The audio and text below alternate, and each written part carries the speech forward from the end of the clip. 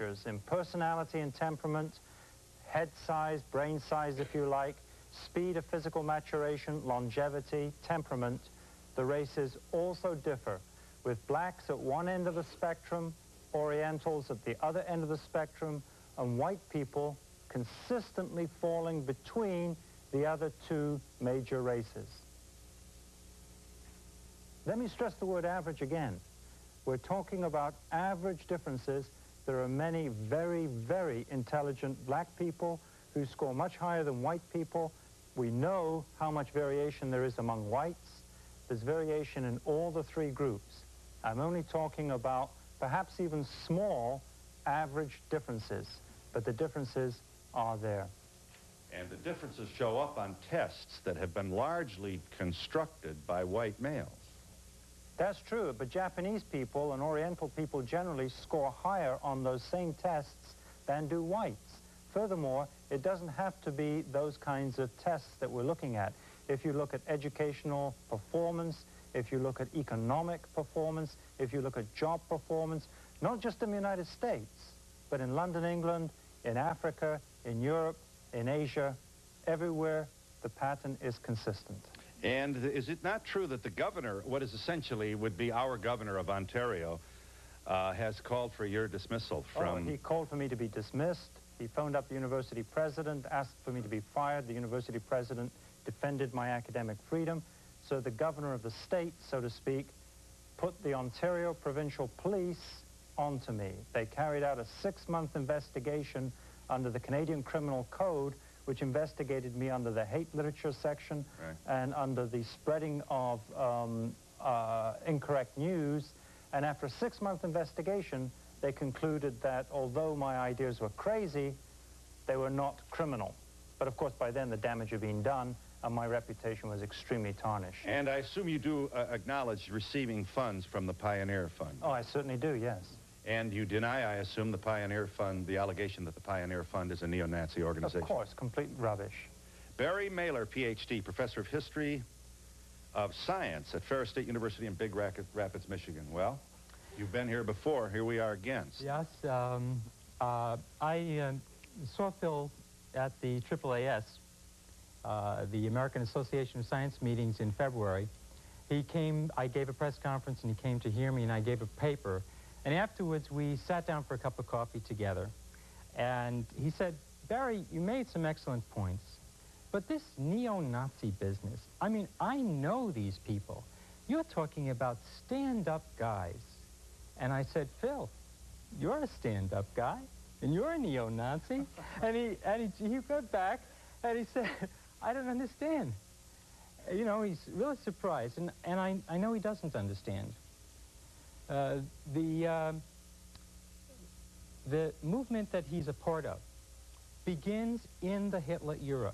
And we have people, he's got a master race and he's got an inferior race. And on average, by the way, this is what all of the scientists in the 30s were talking about too. On average, they believed that, the Germans believed that the Aryans were the master race. The Japanese believed that the Asians were the master race, that they were specifically the master race among the Japanese. So the idea of a master race is an essential element of fascism. And the institutions that Phil belongs to grow right out of that era. The Pioneer Fund is established in 1937. One of the first projects of the Pioneer Fund is to breed better Americans.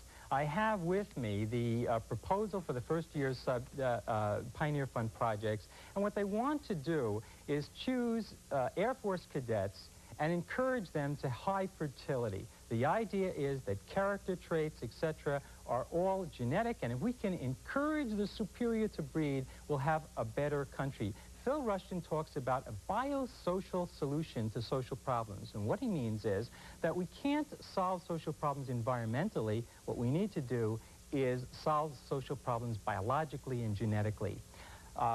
Not unlike breeders of horses win races. Actually, it's horse breeding, cow breeding, it's human breeding. And in fact, Roger Pearson, who is the editor of the Mankind Quarterly, which is one of the major journals distributing this stuff, I'll tell you a little bit of Roger Pearson's history. He comes to the United States in 1965 after organizing the Northern League in Europe, which brings together not neo-Nazis like Phil, but Nazis. Arthur Earhart Waffen-SS officer, Hans F.K. Gunther, Hitler's professor of racial ideology. I'm talking about not neo-Nazis, but Nazis. Roger Pearson comes to the United States in 1965 to go to work for Willis Carto, who is described by the Anti-Defamation League as the distributor of the largest distributor of anti-Semitic literature, racist literature in the United States, editing Western Destiny, which again is called a Nazi-tinged magazine. And after he does this, he publishes a pamphlet, Eugenics and Race. Let me just share with you. This is number 5, Brian. Here is what Professor Roger Pearson said, among other things, in a book or a pamphlet titled Eugenics and Race. Listen to this. If a nation with a more advanced, more specialized, or in any way superior set of genes mingles with, instead of exterminating, an inferior tribe, then it commits racial suicide and destroys the work of thousands of years of biological evolution. Does that scare you? He's calling for extermination. Richard Lynn, let's try Richard Lynn now. Richard Lynn is, Phil uses Richard Lynn's research. Richard Lynn is one of the key people originating the Oriental superiority theory.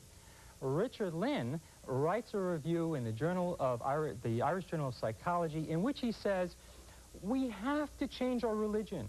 We have to get away with Christianity, which says that the meek shall inherit the earth. We need a biological religion. And in a biological religion, we have to understand that in order to make progress, we have to allow evolution to progress. And evolution is the survival of the fittest. What we're called for here is not genocide, he says, and this is almost a quote. What we're talking here about is phasing out incompetent societies. Now, I asked you, how do you phase out incompetent societies? I'll bet you're going to say you're foursquare against that kind of politics. Well, of course, it's absolute nonsense. This is the thing. Dr. Mailer and all my opponents don't have to answer the intellectual argument. All they have to do is start throwing words around like Nazi and racist and fascist, and it's a label they pin on people, and then you don't even attend to what the person says. What he's just been talking about is a load of absolute rubbish. And the question is, and I put it to him, why do, say, black children walk 1 month earlier than white children? Why do white children walk 1 month earlier than Oriental children? Those are interesting research questions. I'm a scientist. I've written 5 books, 100 research articles. I've won various awards. I have no political agenda whatsoever. I'm simply trying to find out why people are the way they are. But you also permit yourself to make the value judgment. No, I don't. I don't make any value judgments. To suggest that Asians are inferior in intelligence to whites and blacks is a value judgment. You used, I never talk about inferior or superior. Well, what is your language then? And perhaps I should ask you. They score higher or lower on various traits. Some things like sociability, for example, blacks are more sociable than white people. White people are more sociable than Orientals. Sociable measured by what criteria, developed in what culture, and advanced by what researcher? You raised a very interesting point about the New York Times this morning about these black youths who had beaten up this Oriental person. A Vietnamese person, yes. Yes, if you had read the New York Times fully, what it said at the very bottom was one of the black neighbors said, you know, those Orientals were not very friendly. They were rude. They never smiled. Now, what I'm suggesting is that there really are racial differences in temperament that we've got to learn to understand one another by. I don't think that Orientals are... And sometimes Cadillacs break down. This is an, this is an anecdote you're sharing with us, Bill, Doctor. if we will just, he's saying, if we will just understand that blacks have small brains, large genitals, are inferior in intelligence, are more prone to aggression and criminal behavior, then we'll all get along a lot better. I'd like to ask you, why even do this research? Don't you know it's going to cause problems? And if you create this perfect society, what are you going to do with it? I mean, what's after that? My job is to find out why people differ from one another. You know, children, even in the same family, if you have 2 children or siblings, they differ from each other genetically and behaviorally. They're not the same. Well, if you think of how different 2 children in the same family can be, just think how different the human races are likely to be. Just think of how different individuals within the human community can be. There's nothing controversial about that. No, and my job for years has been to look at individual differences. But then when I started looking at genetics, I found these big mountains of gene pools called races. and ethnic groups within races. And they interested me. And they interest everybody. We've all got theories as to why Orientals are different from blacks and so on, because Orientals are not the same as blacks. We all know that. And I'm suggesting the difference is partly genetic, and the differences lie in evolution. Would that explain why, on average, the Irish might be different than the Germans? It might. I haven't looked at Irish and German, so I can't answer. You haven't? But I've looked at the 3 major races. Well, Phil, I can but tell you you're suggesting that when you say that blacks score lower on average than whites or Asians, you draw no particular value judgment from this information? I don't personally. I'm just trying to describe the situation as it is. But you do share, do you not, with your academic audiences, your belief that the reason for this is genetic? I believe it's about 50% genetic, yes. That's the best So genes, then, account for the cross variability about of these? About half of it. The other half is definitely environmental. From all the twin studies that we've been able to look at so far, that's about the best estimate. Are you there, caller? Hi. Hi. I would just like to know, what is the purpose of this information? You find out what this information is, and then where do you go from that? Is it just so he can justify his I don't know. I don't understand it. I'm a scientist, and I'm trying to find out what the causes are. You see, if you say, well, black crime is due to white racism, you're saying that's the explanation. And what I'm saying is that might not be all of the explanation. There might be something inherent in populations that make people behave differently in temperament or intelligence or what have you. Yeah. Now, we're wondering why we have racism in the world today. Now, taking a look at this gentleman here, we can see that this is one of the prime examples as to why we have racism. Now, let's get back to what he talked about originally, about, you know, blacks being different from Asians, Asians being different from blacks. In my study, I find that every one of us, all human beings, have the same size brain, 16 ounces of brain. None larger than this or larger than the other, unless he's abnormal in some kind of a way. It's environment that breeds everything. To give you a classic example of that, if you take a jar of fleas, and you take those fleas and you turn it upside down with that jar, and those fleas are going to jump. After a while, you can take that jar from around those fleas, and neither one of them will jump out of that circle. So everything is environmental. You know, this crap he's talking up here is just a bunch of garbage. You say your study,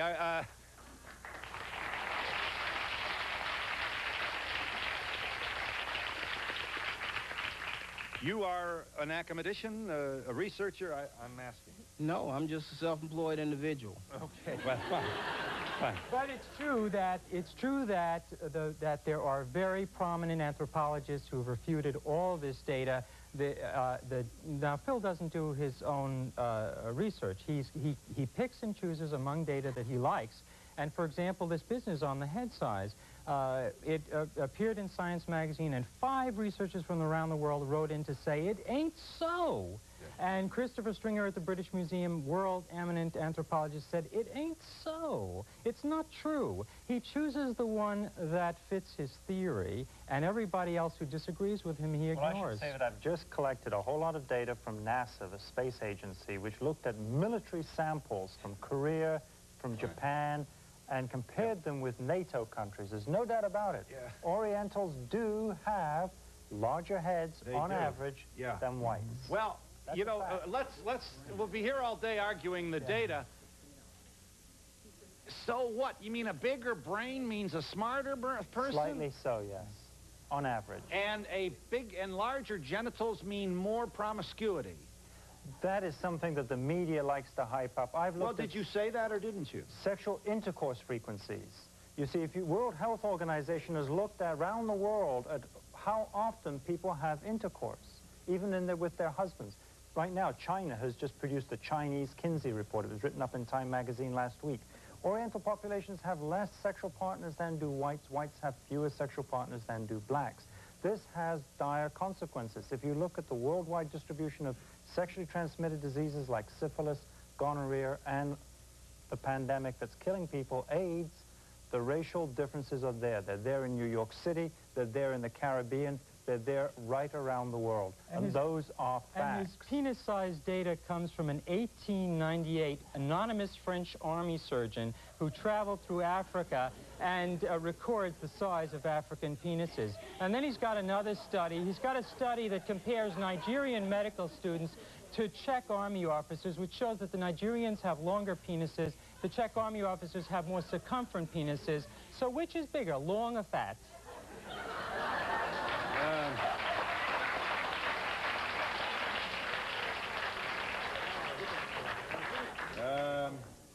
Just let me share before we break.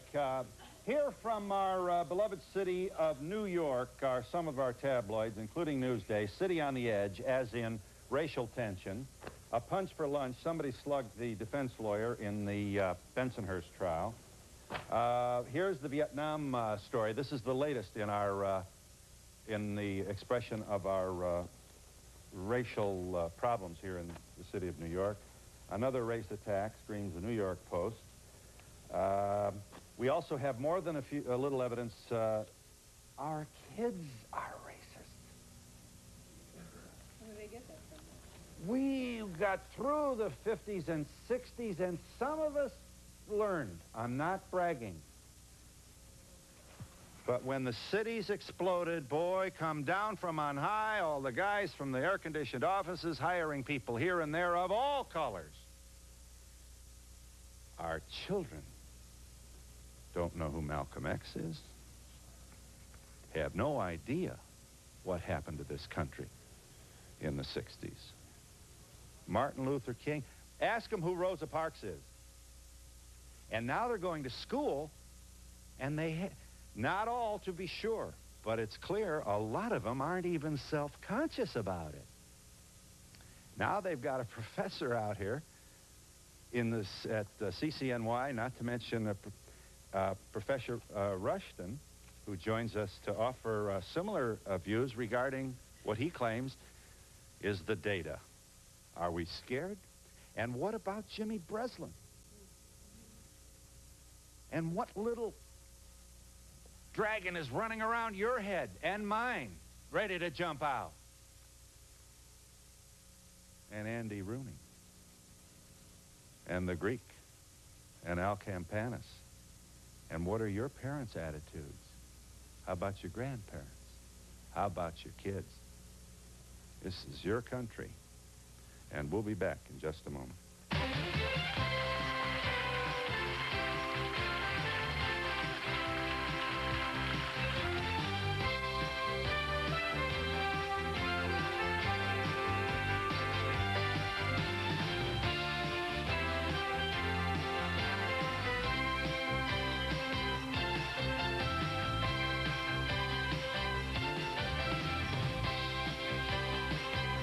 I'm from Western Michigan University. I'm an instructor there, and we just had quite a racial incident there. How does speaking at universities, doesn't this cause more problems? You asked the question, would I want my daughter to hear this? Yeah. I'm not sure if I'd want her to hear it or not, but I do want her to think about it, and I think we all need to think about it. So your position would be? That the questions arise mentally because we see it on television. So is it okay with you if he speaks? I Only can if he has speak. someone counteracting. I'm not a allowed. balancing person. In effect, I am not allowed to speak. In effect, there is a censorship. People like me and Arthur Jensen at Berkeley and other people, Mike Levin here at City University, if we get up to speak, we're shouted down, we have the police put on us, we don't get an opportunity to put our point of view across. Yes. I think it's extremely important that everyone have an opportunity to say what they think and what they feel about things. That really defines our country. And I must say I think that college-age students, if we're talking about university, so my kids are that age, and I think that that's one of the best things that has happened to them, for them to attend school in New York and to be exposed to things and have the opportunity to learn how to approach material and understand it and define it for themselves. So you wouldn't ban the professor? From what I've heard today, which is the first time I've heard him explain his ideas, no, I would want my kids to examine them for themselves and perhaps argue with me about them or argue with him or look for other information. If we believe that some group of people is inferior, aren't we inevitably going to insist that they do the windows? Well, I'm not saying... Aren't we inevitably going to make it more difficult for them to rise to the top? And aren't we going to ensure that they stay in their place? And if that's the case, how close then are we to genocide, to more hostile, aggressive, fearful, irrational behavior? I don't think my children are going to accept that argument at all. I think one of the things that our family appreciates the most is the diversity of people that we know or that we see around us. And I don't think they're going to buy that argument at all. I think they will question it very strongly, and I think in questioning it, they will define for themselves perhaps answers that are stronger than if they hadn't considered the issue at all. I thank you for your thoughtful commentary. Yes? Hi. Racism, it's frightening that as adults, racism starts in the home. And it also is frightening that it's our leaders who are the ones who breed. How do you mean? I mean, like yesterday in the newspaper, very prominent men, like Cardinal O'Connor, will say that Israel is being held captive. That's also racism. That breeds the wrong kind of thinking also. That makes people think different thoughts and makes people think, oh my goodness, that's racism too, Phil. You know, I think that what he's talking about, what Phil is talking about which Phil? This Phil here that's up on the stage, one race having a larger brain than another race, I don't agree with that at all. But I do agree that the Asians could be a little more intelligent than the whites, only because, and the word is sacrifice, right. Because I know that I have friends that have children in college, and they tell me that the Asians and the Orientals, they will study a lot more so than the whites. They'll click together. And I think the key word, and the whites could be a little more... So the Asians are more likely to do their homework than only the rest because of they sacrifice. And maybe the whites might sacrifice a little more than the blacks. I don't know. But I know a lot of intelligent blacks. So maybe the word average and sacrifice something could be said about that. Yeah. Let me keep it here for a second. We've got... Yeah. But who has the right to say, like, if the blacks are inferior to whites? Nobody can just pinpoint and say, look, you're inferior to us and we're inferior to them. Who has the right to decide who's inferior in this case? I think we should never generalize from what I'm saying to any particular individual. I think that would be a terrible mistake. We mustn't do that. Even if you're not a neo-Nazi, what is the point of all this information? Because bringing it out into the public is just going to cause more racial tension. So you don't want anybody to look at this? Well, I mean, I guess maybe you think it's important for us to know, but right now, what's the purpose? I mean, it's just causing more racial tension by bringing it out. I think we can learn to live together much better when we accept what people are really like and not forever trying to expect things from them which we're not going to find. Yes. I mean, that's basically it. I'm speaking to Professor Rushton specifically. As a Holocaust survivor, I'm afraid of people like you. You should never do these things, and only brings trouble to the people. And besides, what does it bring in this time of when we have such trouble with racism and bigotry? You can only bring more trouble, and I disagree with you entirely. Having a son and a professor at anthropology, it's absolutely rubbish. And I don't believe a word you're saying. Hello. My daughter has a black husband and a boy and a girl, half black, half white. And they're living like millionaires, and I hope the whole world goes like that. Well, we do too, and I thank you. I want to agree with the gentleman over here about this man over here. It's people like him that keep this world in a turmoil all the time. I think black people have did a profound job, a deep thing in bringing America together. They've worked, and the white man is the one that kidnapped him from Africa and brought him over here. Yeah. And the black men have been living in a invisible cage for 370 years and been suppressed, you know. Yes. And I think it never gets addressed. Yeah. And I think this man, he's spreading this stuff around, but nobody never bring up the thing about the Ku Klux Klan, how they keep the black people down, keep you afraid and everything. If you were down for 370 years and you don't get no place year by year, there's a whole talk show going on 24 hours a day in New Jersey talking about nothing but downing black people. Downing them. How can you get anywhere by being down all your life? And, you know, a little bit. You did very well. I thank you very much. Yes.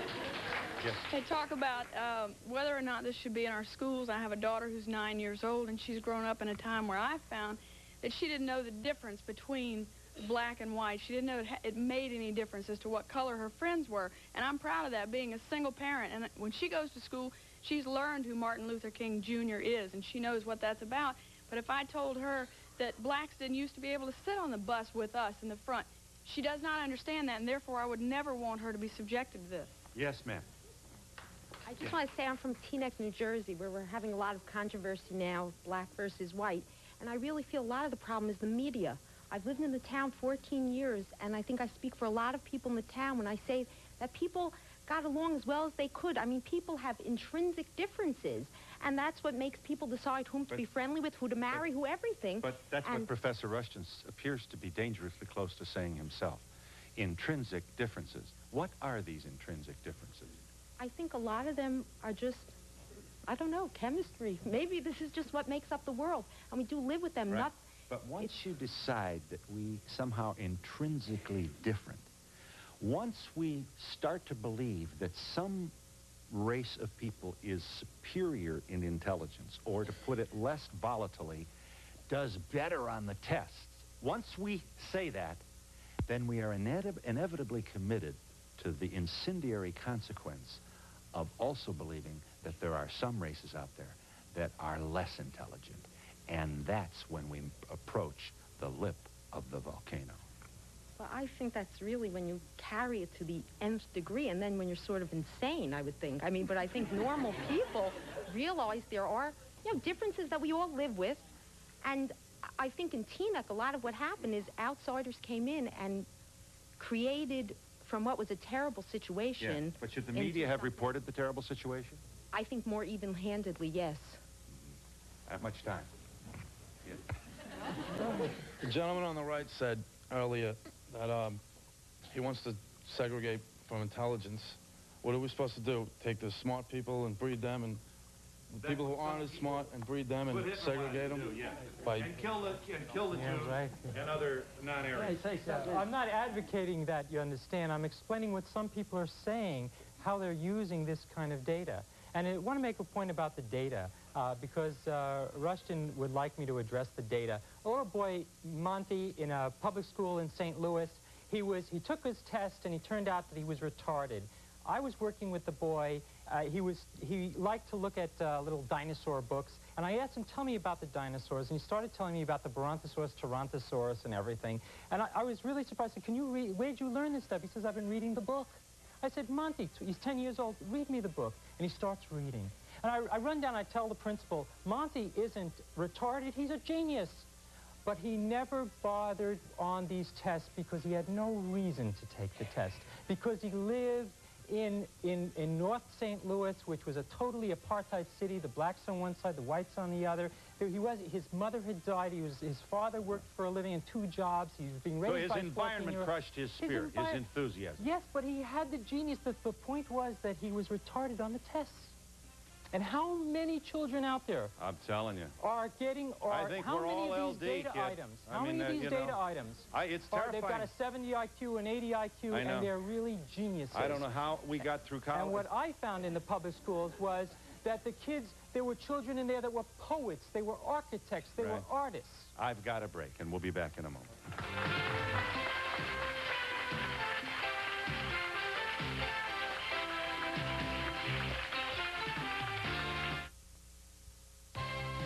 To be part of the audience, please send a postcard to Donahue Tickets, care of NBC, 30 Rockefeller Plaza, New York, New York, 10112. Remember, postcards only, please. Hi, I thank you for waiting. If you joined us late, at hand, our J. Philippe Rushton, Ph.D., Professor of Psychology, University of Western Ontario, has made a speech in which he claims the data shows that Vietnamese, on average, score higher in tests than do white people, and white people, on average, score higher in intelligence tests than do black people. He continues, saying that studies confirm that Asians, on average, have larger heads and, therefore, larger brains. He has also moved beyond the radius of many of those who hold similar views by suggesting that black males have larger genitals. And this accounts for, in his view, more sexual activity among blacks around the globe. Here we are. What's free speech to you? Barry Mailer, Ph.D., professor of history of science, Ferris State University in Big Rapids, Michigan. Disagrees, sees this as more evidence of the pending possibility of a growing movement toward fascism, Nazism. I say it's rubbish. And I say that around the world, what we're seeing now is a resurgence of fascism. In France, Le Pen, getting 15%. We've just had a Jewish cemetery desecrated with an 80-year-old cadaver, man taken out and impaled on an umbrella. In Eastern Europe, we have the resurgence of nationalism and fascism. We have the return to Romania of the Romanian Iron Guard. We are talking about World War II Nazis on the march again, and we're talking about. No, I mean, no, believe no, I don't. You say that anybody who does race research, anybody who does race research is a Nazi. Well, that's like me saying that anybody who disagrees with me must be a Marxist. I mean, you mustn't call people names like this, Barry. It really isn't right. So the point of this. Are you there, caller? Hi. Go ahead. Hello? Yes. Yes. I wanted to say that I think the gentleman who is talking about the differences being more intelligent, less intelligent, black or white, is way off base. It's fine for him to do research. I think he should leave his research to the research books. And let's talk about the unity of mankind. There's only one race, the human race. Yes. And what we need to do is mix the races. What we need to do is learn from each other. Yes. What we need to do is celebrate our differences and have unity and diversity. Yes. And find our commonalities and quit worrying about the differences of high, low, big, small. It's a bunch of rubbish. Let's get together in this world and put the rest of this aside. Leave it at the end of World War II and get on with it. I do thank you for your commentary. Hi, are you there? Yes. I just wanted to know what caused Dr. Rushton You had a brief comment. Yes, to do his study, and who are the people behind him that are financially backing him? Are they multiracial, or are they all white? Well, I mean, the Pioneer Fund that you acknowledge funds you has an all-white male board.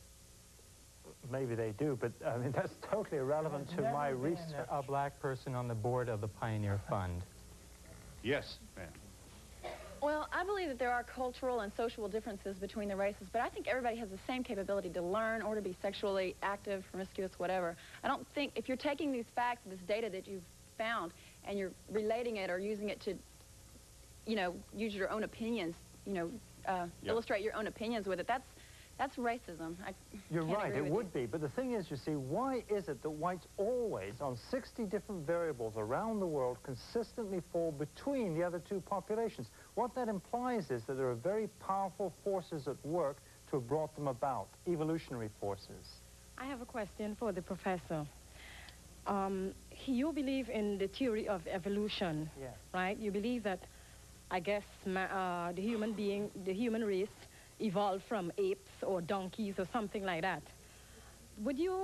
Can you definitely say that the human race with the different races of people evolved from different races of apes or whatever it is? No. And I cannot agree with you on just about everything that you said as far as the inferiority of the different races, because I believe that it has a lot to do with a person's application to studies, a person's application to their nutrition, their diets. I don't think you have any foundation to base your research as far as who is inferior or who is superior. And I'll give you a chance to comment, I promise. All human beings are members of the same species. We are all connected. We all evolved in Africa about 200,000 years ago. Humans are all members of the same group. We can all interbreed with one another. And the differences are relatively small, but they are there. And we'll be back in a moment.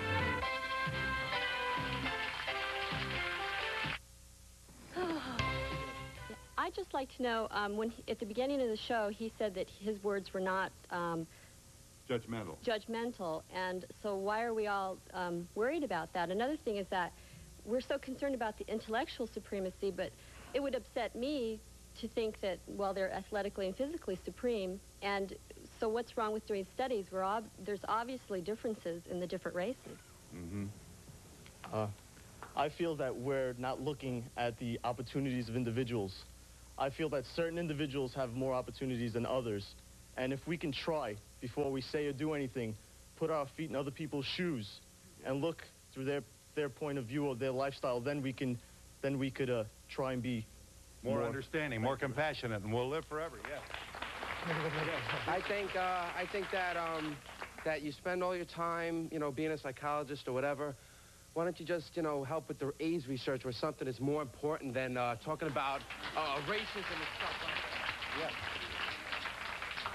You don't suppress data because you're afraid people can't handle it. Maybe the whites and the blacks should try and measure up to the Asians.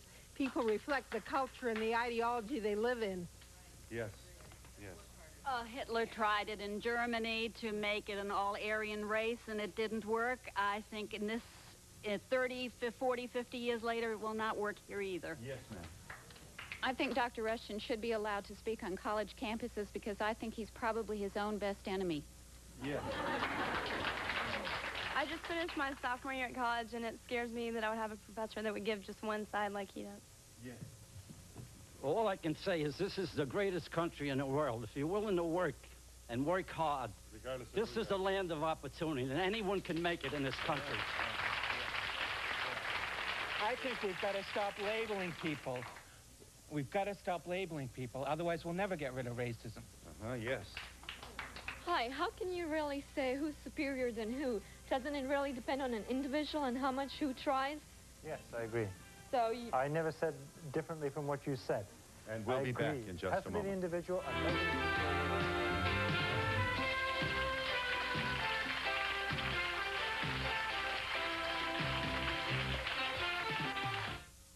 Are you looking to add a little bit of fun and a lot more freedom to your life? Join the club. My lark got me out and doing things. Into making a contribution again. Thank you. Lark has been my ticket to doing things, going places. First-class way to go. Lark brought me all the way back to earning my own way again. I really enjoy being by myself once in a while. Just me and my Lark. I can treat my guests like I always have, thanks to the mobility Lark gives me. Taking in all of the wonderful things here used to exhaust me. Not now, not on my Lark. Don't just sit there and watch your life go by. Get in on the fun. Get a Lark. For a free color Lark brochure, call 1-800-433-8400. 1-800-433-8400. Get ready for summer. Visit Dorothy's Place and save 25% on all your clothing needs. Whether you're dressing for business or just want to relax in a flattering and comfortable casual outfit, we have it all. Save now on quality merchandise carefully selected for the full-figured woman. You'll love the selection and convenience of Dorothy's Place. Our sale ends Saturday, so don't wait. We're located on Utica Road in Fraser between 14 and 15 Mile Roads, serving special people for over 11 years. Come on, Detroit. Come get the good stuff during Lasky Furniture's Get the Good Stuff sale. This is a real sale, 25 to 60% off on hundreds of items. The largest selection in Lasky Furniture's history. Get the good stuff. Get the good prices. Save $900 on this two-piece contemporary sectional from Eagle. Only $688 or just $24 a month.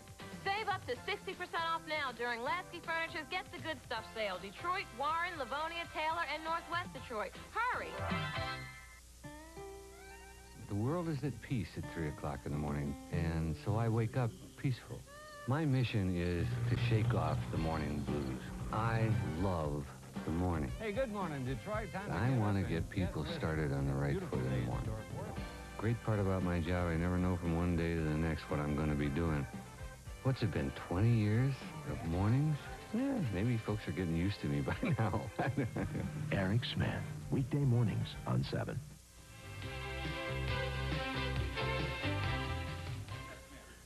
I would just like to say that we are all God's children, and all we have to do is learn to love one another. Yes, we do.